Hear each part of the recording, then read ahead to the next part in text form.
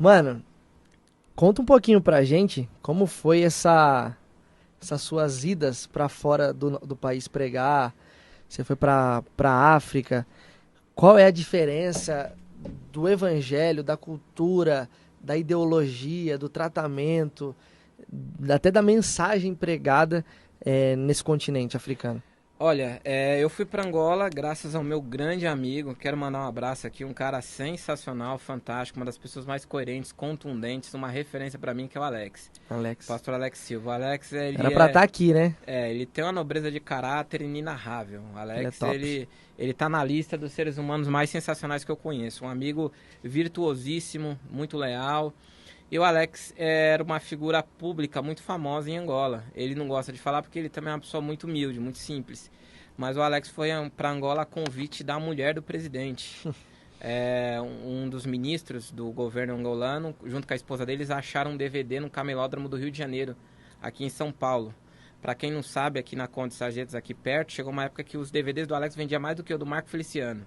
Caraca. Né? Ele saiu na capa do jornal o Globo, saiu no New York Times, ele foi capa da revista Fantástico, da Atena falou dele, a Marcia Goldsmith falou dele, e a Sônia Abrão Tem uma teve dois entrevista com blogs, a, deu com a Sônia entrevista, Abrão, então o é. Alex era muito, muito famoso.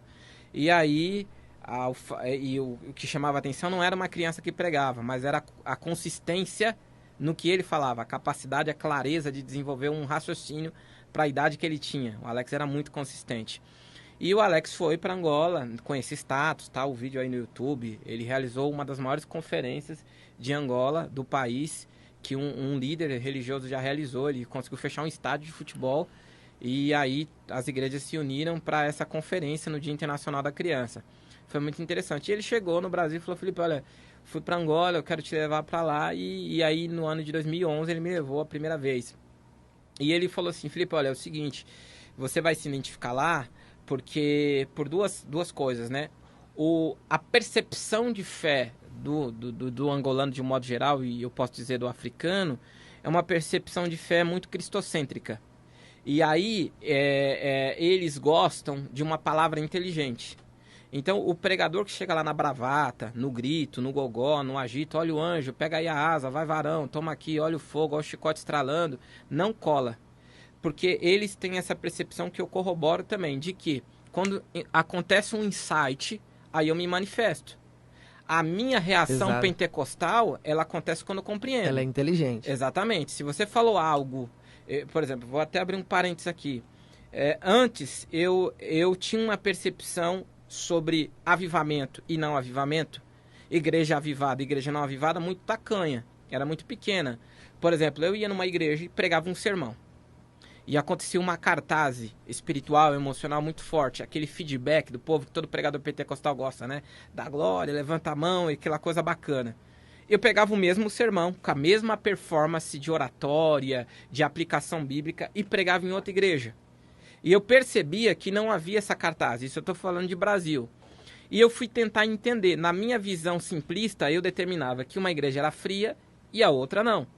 Até eu entender que não é isso. Pelo contrário. É que quando você está pregando e você se fixa em alguém, você consegue perceber pelo olhar da pessoa o nível de compreensão dela. Então, quando uma pessoa compreendia, ela reagia. Quando ela não compreendia, ela não reagia. Então, eu mudei minha percepção. Hoje eu entendo que uma igreja é mais inteligente e outra é menos inteligente. No mesmo culto, tem dois crentes, um sentado do lado do outro. Você faz uma aplicação, um levanta a mão e glorifica e o outro não. Não é porque um é mais avivado e o outro não, é porque um é mais inteligente e o outro não. A sua lentidão de raciocínio faz com que você não compreenda. Se você não compreende, você não reage. Quando você está no estádio de futebol, torcendo pro seu time, que time você torce? Corinthians. Corinthians. Quem é o atacante do Corinthians? Ixi, o William, o Jô, Imagine Roger o Guedes. William. O William, final do Campeonato Brasileiro. Palmeiras e Corinthians, tá? O Ixi, William vai aproximando da pequena área do time adversário, no caso o Palmeiras. Você tá sentado na arquibancada, a torcida tá gritando. De repente o William vai entrando, ele entra na pequena área, dribla o zagueiro, dribla o outro zagueiro e quando ele chega perto do goleiro ele chuta a bola. O teu olho, ele vê a bola passando por entre as mãos do goleiro, atravessando o travessão. Quando o seu olho vê isso, ele manda mensagem pro teu cérebro dizendo que aquilo é um gol. E involuntariamente você dá um pulo da cadeira, as suas mãos levantam e você grita gol. Você gerou uma reação involuntária porque atualmente compreendeu que era o gol do seu time. É assim na igreja. O povo só reage quando ele entende aquilo que está sendo proposto. Então, quando não há caraca. compreensão, não há reação. Que pesado, mano. Então não adianta você aumentar o seu grito, não adianta você aumentar a sua bravata. Você tem que aumentar o nível da tua revelação. Nossa. Você entendeu? Você tem que sofisticar Exato. mais a sua aplicação. Você tem que trazer uma mensagem mais próxima do povo. Você tem que pegar o ensino de Jesus e, através da ótica hermenêutica dele, aplicar para o povo. E lá em Angola, é isso. Eu me encontrei lá e eu tenho um apreço muito grande por lá, e talvez eu goste mais de pregar para o povo de lá, porque você pode ser profundo nas escrituras. E quanto mais profundo você for, as pessoas não vão te olhar como alguém pedante, arrogante, não, eles vão gostar. Cara, não perde seu raciocínio, porque eu preciso pontuar algo aqui. E isso é totalmente contraditório para um brasileiro. É ou não é? Porque a visão que a gente tem aqui dos nossos irmãos angolanos, africanos, é de humildade, de simplicidade. Então eu já vi muita gente achando que, tipo assim, o nível de compreensão deles é menor do que o nosso. Pelo contrário. Porque é um país que tem toda uma história de sofrimento, de pobreza, de miséria. Então, tipo, o que eu sempre ouvi, antes de conhecer você, o Alex, vocês me contarem das histórias de Angola, era que, tipo, não, lá é o manto, lá você vai e o pessoal tá nem aí. Nisso daí, você tá entendendo? Então, você falando isso, eu acho que pra quem tá ouvindo a gente, não só pra mim, só totalmente contraditório, que o pessoal de lá é um nível mais alto de compreensão do que o daqui. Olha que loucura. Muito, porque assim, a interferência teológica, eles falam assim, a interferência teológica deles lá é europeia e americana.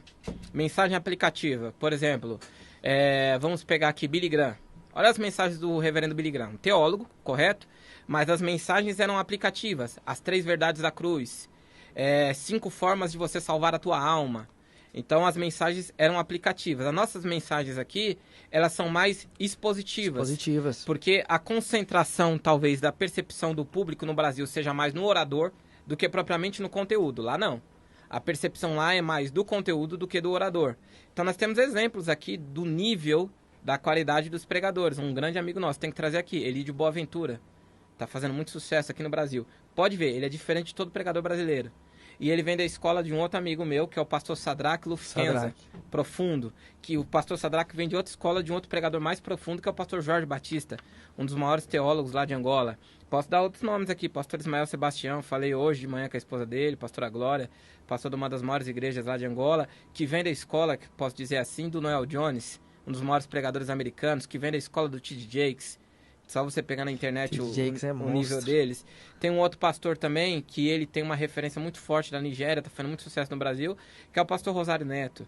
Muita gente está acompanhando ele pelas redes sociais, pastor da MIF.